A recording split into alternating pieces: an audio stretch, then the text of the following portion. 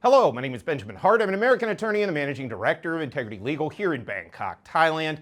If you notice the thumbnail in this video, that is a scene from the movie The Lord of the Rings. Now, it's making a mimetic joke, a common mimetic joke. It's kind of a known meme now, this Gandalf where he's saying, I'm not trying to help you, I'm trying to rob you. Because in the movie, what he actually says is, I'm not trying to rob you, I'm trying to help you. He says, I am not some conjurer that's, he goes, I'll put a clip in the link, or excuse me, I'll put a link in the description below to the scene with Gandalf, what he actually said. He says, I'm trying to help you. The point of the meme is it's reversing the lines to say, hey, again, the funny part is I seem like I'm trying to help you, but I'm actually trying to rob you. Now, again, let me preface this by also saying, I'm not saying anybody is robbing anyone. That said, I felt this meme was especially pertinent to this issue of agency and what I refer to and what the founders in the old pre-revolutionary colonial days of the United States called Stamp-Pimps, which are people that it's sort of quasi-legitimately or completely illegally, in the case of Thailand, come around and start espousing foreign tax notions in an effort to stir up business to get people to file possibly tax returns they don't need to file. Now, again, I've never said, and I'm not dying on any hills, as to any one-size-fits-all analysis regarding tax. We have tax people here in the office. They assess individual cases, and they make determinations based on those assessments as to what folks need to do in order to maintain tax compliance. But that said, you need to understand that, one, I'm not dying on that hill, that there is sort of an either or to all of this. I've said from the get-go, it is all based on the underlying facts in a given case. Now, that being said, it is my opinion that these tax pimps are here in Thailand to specifically subvert the sovereignty of this country and basically manipulate our tax system here, and that is my problem. But that said, I've been getting into this, not getting into it, but people have been bringing up these issues related to agency, and they're like, oh no, these people aren't agents of the IRS, these people are our agents, they work for us. They may be able to be employed in work for you, but they are agents of the IRS. And let me get into the analysis, because this doublespeak is leading to a similar situation to that is elucidated in the thumbnail to this video. And that is, namely, perhaps it's not overt chicanery, but it is allowing people to rely on conventional wisdom regarding legal terminology that may not be in line with the actual legal fact, with the actual legal principles that underlie a given word. And that word is agent. And the doublespeak around this word is what's really bothering me. So I've thought of making this video for a while now, but to go ahead and cite, let's go over here to irs.gov, the IRS's own website. Let's go over here, irs.gov, under the heading Understanding Tax Return Preparer Credentials and Qualifications. Quoting directly, any tax professional with an IRS Preparer Tax Identification Number is authorized to prepare federal tax returns. Well, first of all, that's a misnomer. They made up the P10 some years ago. Attorneys can still advise and assist with tax matters before IRS. We're not necessarily bound to get a P10. Now, that being said, for mass filers, you need to go ahead and get a P10. But that said, again, IRS spends, in my opinion, a lot of time being intentionally obfuscatory regarding their own language and their own practices. That said, quoting further, however, tax professionals have differing levels of skills, education, and expertise. I love that too. They like to frame this as if their own people are far more qualified than any of us out here. As if I'm an attorney, 17 years with a license, 3 years of a freaking law degree, but no, I'm not as qualified as some guy that went through their testing program.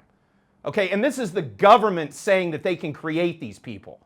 Okay, it's really important to understand the differences here, to understand the underlying notion of agency. In a situation where courts are created, for example, right after the founding of the United States, specifically 1789 after the promulgation of the Constitution, and yes, I understand there were republics before that from 1776 to 1789, and the Articles of Confederation. A lot of Americans don't really understand that, but beginning in 1789, we had the Constitution we now have. After the promulgation of Article 3, which created the Supreme Court, one of the first acts of the first Congress was to pass legislation regarding the creation of the judiciary. Okay, these are like what we now know as the circuit courts, the appeals courts, the trial courts. They operate under Article 3, so they can create those judges. Creating courts, you can create attorneys who have an attorney-client privilege to their client while at the same time having certain duties to the court. But the attorney is bound to the client, not to the court. As we'll get into here, they love playing with this term agent, and they throw this term enrolled on there as if that somehow changes the legal import or the legal substance of the word agent. As you will see, they created this within their own bureaucracy and are claiming that now they're somehow akin to attorneys. Within their own framework, they may be right, because they can create whatever they want within IRS with regard to the people that deal with them, I guess, although they don't have any choice when it comes to dealing with things like attorneys. But again, they can choose to create agents. But understand, and this is the fundamental misconception here, these are agents of the IRS, okay? They're not a court, okay? It's the bureaucracy. They've created their own agents. They've set out rules under which those agents can operate when dealing back with them, their principal. And that is the misconception that is not fully understood and is fully articulated, in my opinion, if hyperbolically, as I am not claiming anyone is robbing anybody, but there is a level of disingenuousness here, and it comes from the implication that the agent is an agent of the person that they are liaising with in order to liaise with the IRS. When the fact of the matter is they are agents of the IRS, and I will get into the implications of that in a moment. That said, quoting further, an important difference in the types of practitioners is quote-unquote representation rights. No, the important difference is whether or not you are an agent of the government, i.e. the IRS itself, or the person you are dealing with. Now, you may be in a waived conflict of interest relationship wherein you're acting as agent for both, but that agent, that enrolled agent, still has underlying duties to their principal, the IRS. Now that said, quoting further, and I'm sweating here, so I'll go ahead and clean off, but quoting further, unlimited representation rights. Enrolled agents, certified public accountants, and attorneys have unlimited representation rights before the IRS. Well, one, again, they're conflating that to make that sound like attorneys and CPAs are exactly the same as enrolled agents. They aren't. Quoting further, tax professionals with these credentials may represent their clients on any matters including audits, payment/collection issues, and appeals. Now, again, regarding this doublespeak that I keep hearing, oh, they're not real agents, then why are they using the term agent? The term agent has a legal meaning, a precise one, okay? Governments don't go around espousing legal terminology willy-nilly for nothing. That's it. That's whatever. That's just not how it works. That said, quoting further, enrolled agents licensed by the IRS. They are granted a license to act as their agent. Quoting further, enrolled agents are subject to a suitability check and must pass a 3-part special enrollment examination. So that's the enrolled part to become the IRS's agent. Quoting further, which is a comprehensive exam that requires them to demonstrate proficiency in federal tax planning, individual tax return preparation, and representation. They must, I notice they don't say anything about understanding of the underlying law. Just basically, these people are private bureaucrats. You're not dealing with somebody that understands the underlying law. And before anybody says, oh, well, it's easier to just do that and things, I have been in situations where I've been dealing with bureaucrats and fundamentally changed the outcome from citing the actual law, not acting like a bootlicking Stamp-Pimp to the IRS. Quoting further, they must complete 72 hours of continuing education every 3 years, learn about the enrolled agent program. Neato. But the point I'm trying to make with this is, whatever their own internal qualifications for creating an agent is, that's irrelevant to you, the layperson, or to anybody in the public. The fundamental issue is agent. So let's go over here to law.cornell.edu. Agent, define. An agent is a person authorized to act on behalf of another person. The party an agent is authorized to act for is known as the principal. So again, IRS licenses people to act as their agent, for them, the principal, IRS. But the terminology and the way that they've sort of framed it makes people think that they're acting exclusively as an agent for people in the public. No, that is not the case. Quoting further, a principal-agent relationship can either be intentionally created or created by implication through one's actions. So understand, there's both explicit, which, by the way, under the rules of evidence, federal rules of evidence in the United States, statements by a party opponent can always be used against a party opponent, and the government, or I should say the court, must take judicial notice of utterances of the government itself. The government is itself saying they license their agents here. These are their agents. Now, they have terms under which, again, they may be able to waive some of the agency principal obligations in favor, if you will, of these outsiders, but they're still an agent for the IRS. You're talking to the IRS. Again, you can make an argument, especially back in the United States. Here in Thailand, I don't think they have any place at all. But back in the United States, you can make an argument for enrolled agents. You know, people refer stuff over to them. I've referred stuff to enrolled agents in the past. Okay, that doesn't mean I think that they get to come over here to Thailand and subvert our sovereignty here. That said, quoting further, now this is from Merriam-Webster.com, agent, noun, quoting, one who is authorized to act for, and this is really important because this is the crux of agency, act for or in the place of another. As I've discussed, this is basic business organizations in second-year law school, at least it was for me. Agents and principals can be drawn together because, as a point of fact, they are effectively one and the same.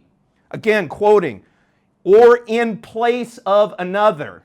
That said, let me just quote the whole thing again.